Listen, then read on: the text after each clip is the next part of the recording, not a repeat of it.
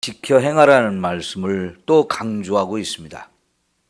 이 하나님 말씀대로 주신 율법을 잘 지키며 살라는 것을 신명기에서는 엄청나게 강조를 많이 하고 있어요. 반복해서 또 얘기하고 또 얘기하고 계속 얘기합니다. 왜 그럴까요? 그만큼 중요하다는 겁니다. 얼만큼 중요하냐?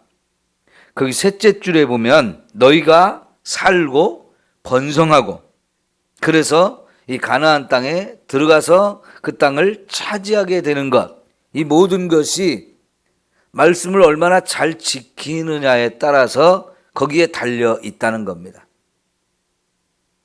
지금 가나안 땅을 바로 앞에 두고 있어요. 광야를 지나서 여기까지 왔습니다. 그런데 여러분, 이 가나안 땅에 들어가느냐 마느냐, 이것도 말씀을 지키느냐 안 지키느냐에 달려 있다는 겁니다. 그 가나안 땅에 들어가서 뿐만 아니라 그 땅에서 계속해서 사는 것도 말씀을 지키느냐 안 지키느냐 여기에 달려 있고, 그들이 얼만큼 더 번성하느냐 그것도 말씀을 지키느냐 안 지키느냐에 달려 있다는 겁니다. 삶의 모든 것이 말씀을 지키는 거에 달려 있어요. 그거는 유대인들만이 아니고 지금 하나님을 믿는 우리 모두가 지금도 마찬가지로 그대로 적용되어져 나는 거예요. 오늘 하나님이 강조하는 대로 저와 여러분이 이 말씀을 열심히 읽고 깨달아서 이 말씀에 잘 순종하며 살아야 할 줄 믿습니다. 그러면 살 길이 열리는 거죠. 살 길이. 말씀대로 안 살면 그러면 어떻게 되는 거예요? 죽는 길인 거죠. 그 다음에 지금 번성한다는 말씀을 하고 계시는데요. 이거는 아브라함이 가나안 땅에 들어갈 때부터 아브라함을 갈대아 우르라는 곳에서 불러내서 가나안 땅으로 가게 하실 때부터 하나님이 약속한 거예요. 땅과 자손의 번성에 대한 축복을 하나님이 하셨죠. 하늘의 별과 같이 정말 번성할 것이라고 약속을 하셨는데, 지금 여기 가나안 땅에 들어가려고 준비하고 있는 이 상황에서도 이미 하늘의 별과 같이 많이 번성을 했어요. 그런데 그걸로 끝나면 안 된다는 겁니다. 여러분, 신명기 1장 10절을 한번 볼까요? 1장 10절 11절. 신명기 1장 10절 11절을 볼게요. 너희 하나님 여호와께서 너희를 번성하게 하셨으므로 너희가 오늘날 하늘의 별과 같이 많거니와. 그렇죠? 너희를 번성하게 하셔서 하늘의 별과 같이 많게 하셨다. 이렇게 번성한 것은 하나님이 번성의 축복을 주셨기 때문에 되었다는 거지요. 그런데 여러분 11절 보세요. 너희 조상 하나님 여호와께서 너희를 현재보다도 얼만큼 더 크게요? 1000배나 많게 하시며 너에게 허락하신 것과 같이 너에게 복 주시기를 원하노라. 여러분, 이것은 모세의 소원이고 축복이에요. 모세가 이스라엘 백성들을 향해서 지금 우리가 이만큼 번성한 것도 하늘의 별과 같이 많게 되었는데 이게 하나님의 축복이다. 그런데 여기서 멈추지 말고 지금보다도 더 1000배로 더 많이 번성하게 원한다. 이런 복을 여러분에게 주시기를 원한다. 이렇게 모세가 축복하고 있어요. 여러분, 이렇게 되어지기를 여러분도 원하잖아요? 네. 성경에서요, 어쩌면 가장 큰 숫자로 이 축복을 말한 게 이 부분이에요. 1000배로 많게 하신.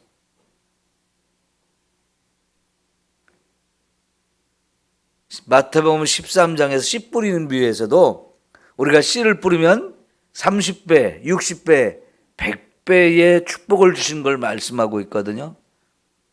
그런데 여러분, 그것도 정말 어마어마한 축복인데 1000배의 축복이 임한다는 거 생각해 보면 어때요? 너무나 감사한 일 아니에요? 어마어마한 일이죠. 근데 이런 축복을 누구한테 주느냐? 어떤 사람이 이런 복을 받느냐? 말씀을 잘 지키며 살면 이와 같은 복을 받는다 하는 거예요.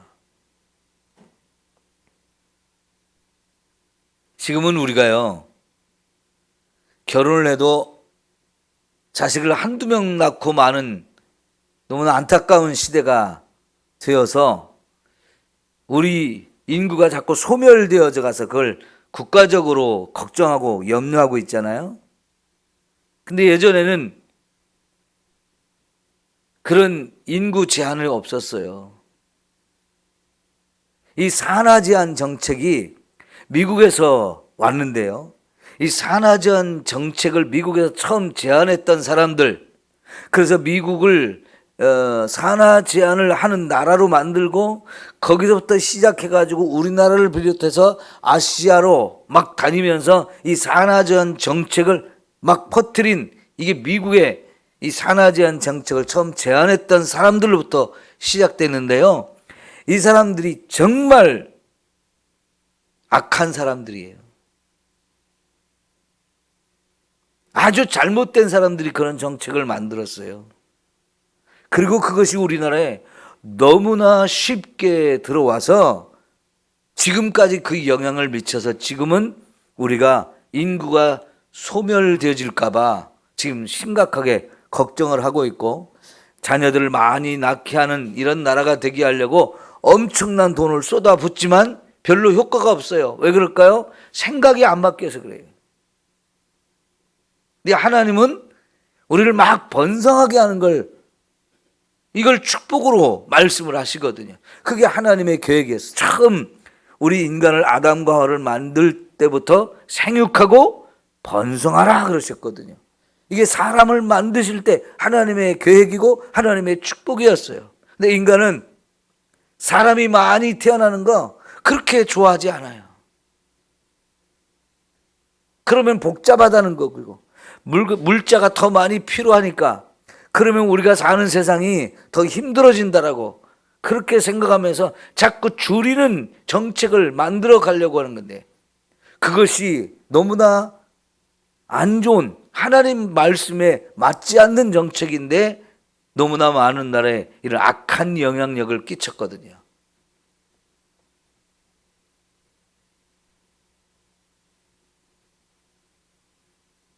너무나 안타까운 일이죠.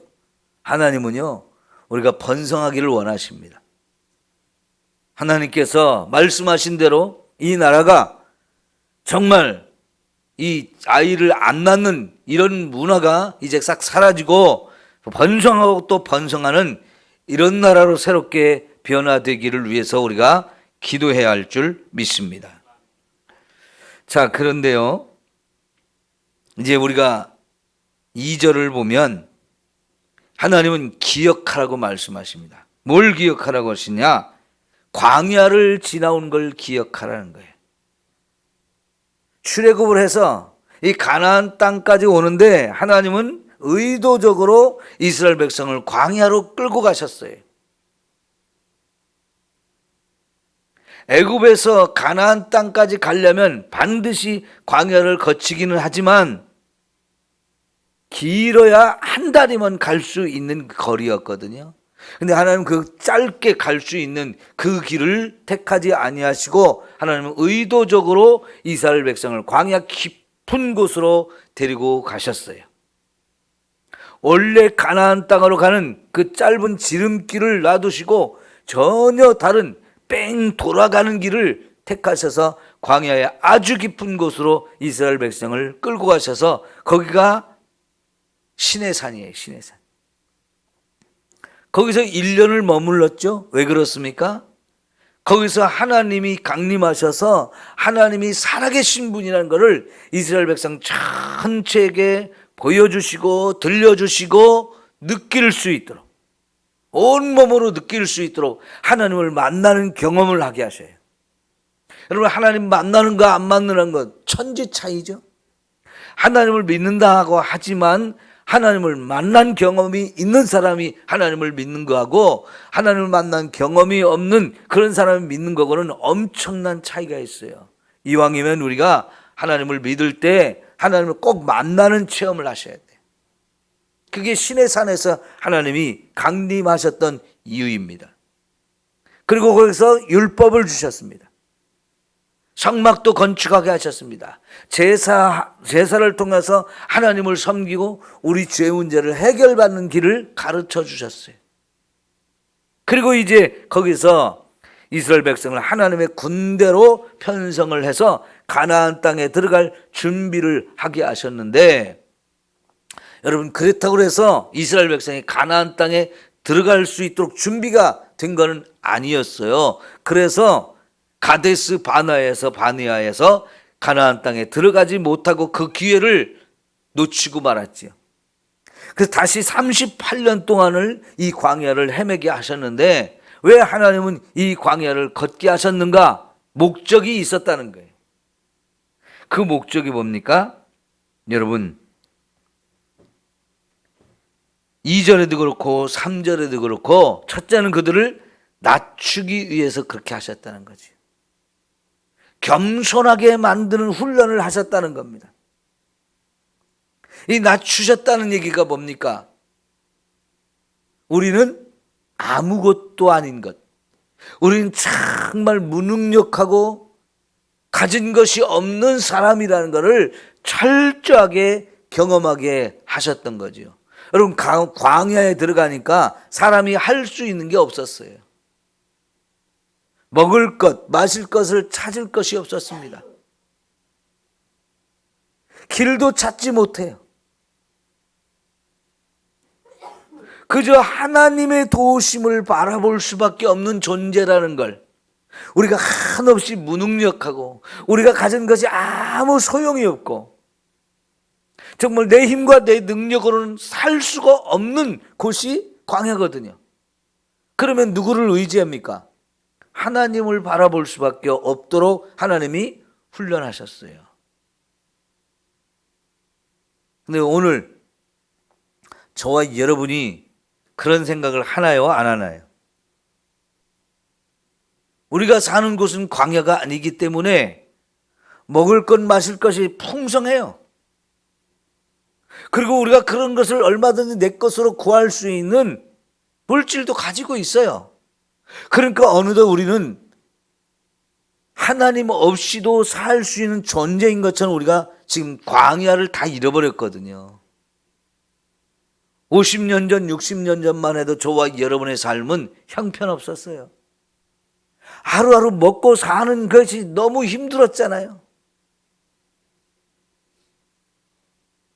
저는 지금도 어린 시절 연탄을 겨우 몇 장씩 사다가 떼던 기억을 하고 있어요.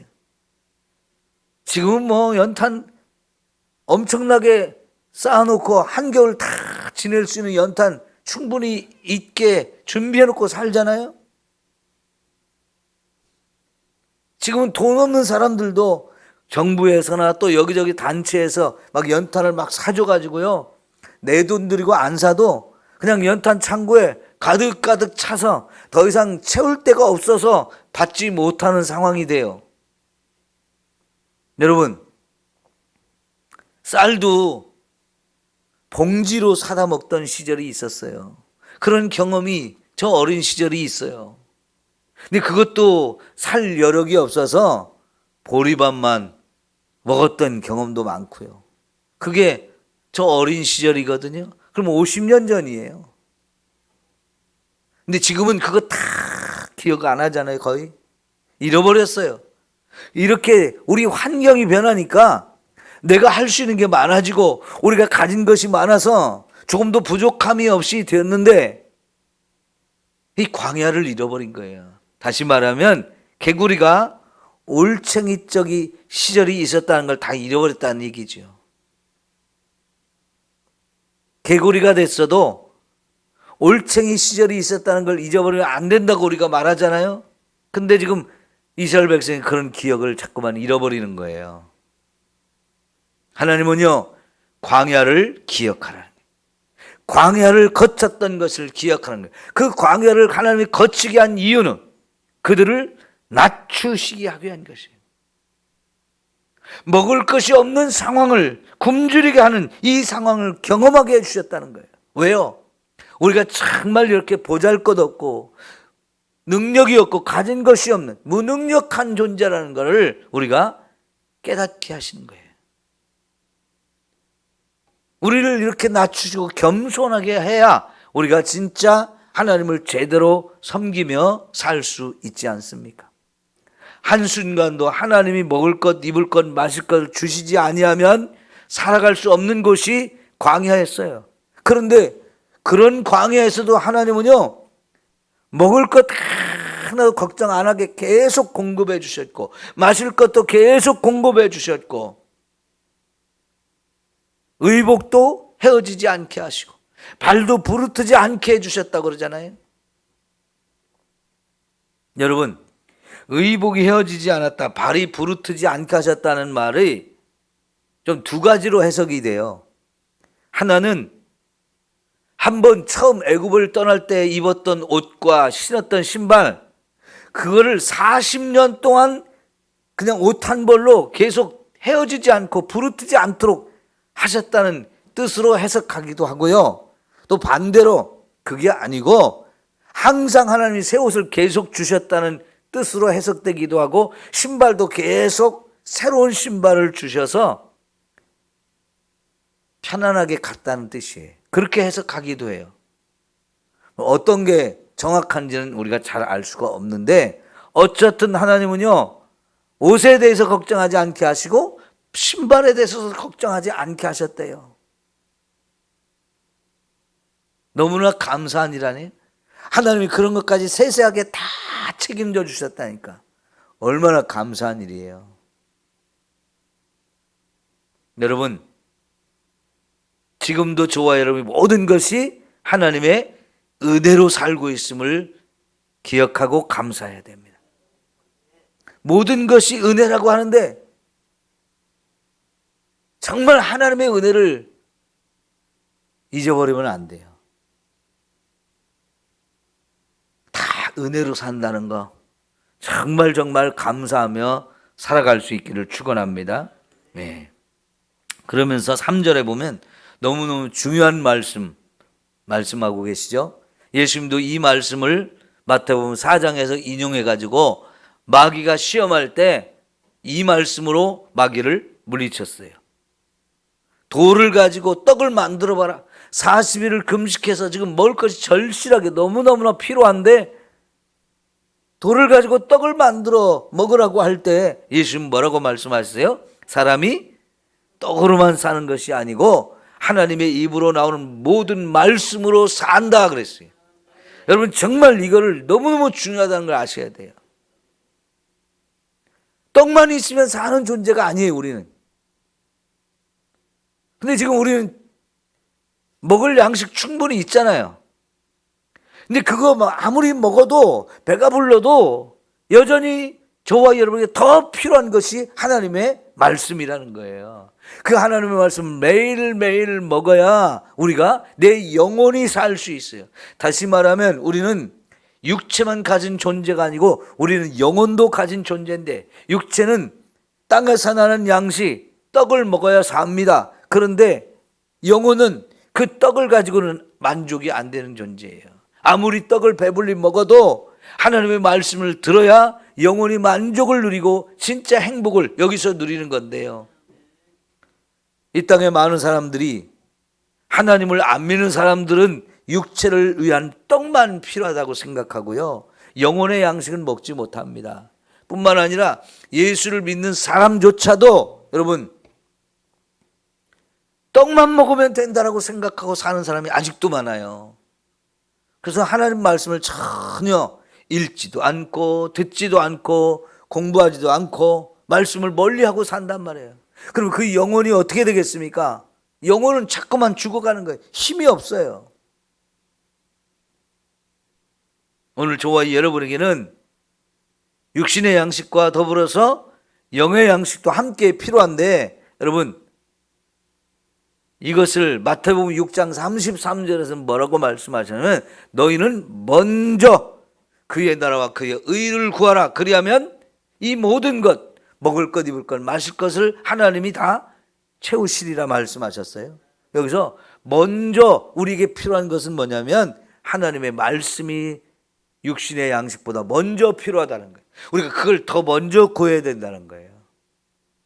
여러분, 하루를 시작하면서 새벽에 먼저 하나님께 나와 예배드리고, 그리고서 말씀을 먹고, 그리고 육의 양식을 먹는 거, 이게 성경적인 순서이죠.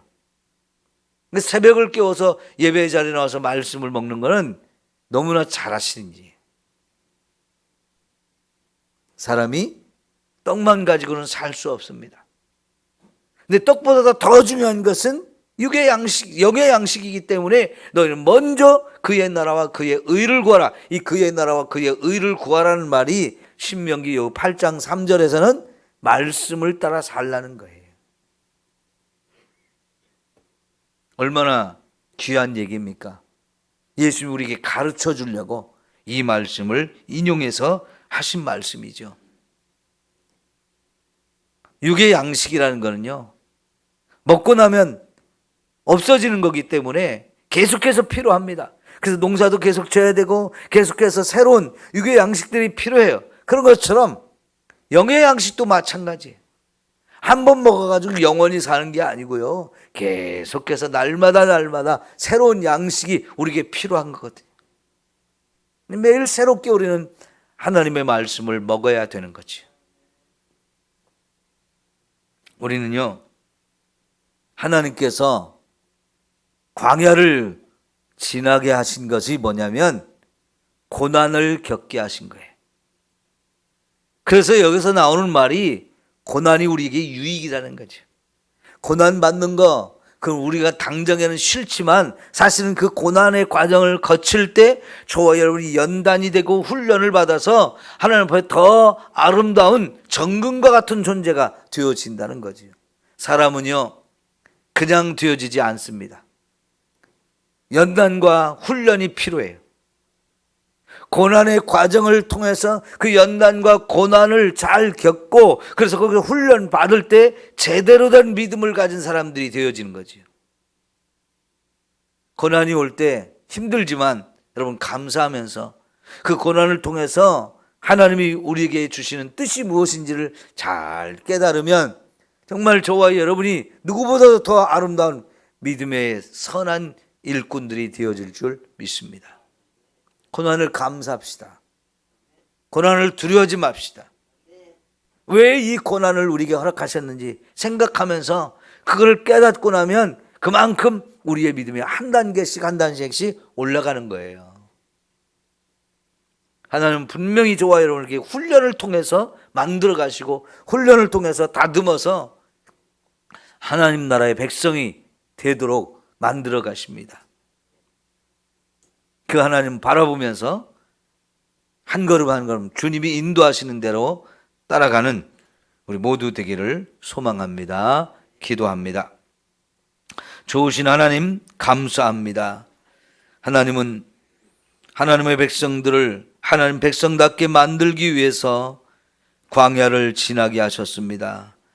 그 광야를 지나 너무나 풍요로운 축복의 땅으로 인도하실 때에 먹고 배부르면 광야를 다 잃어버리는 어리석음이 우리에게 있습니다. 하나님은 그 광야를 지나온 것을 결코 잊지 말고 하나님께서 우리를 낮추고 굶주림을 경험하게 하신 이유를 깨달으라고 하셨습니다.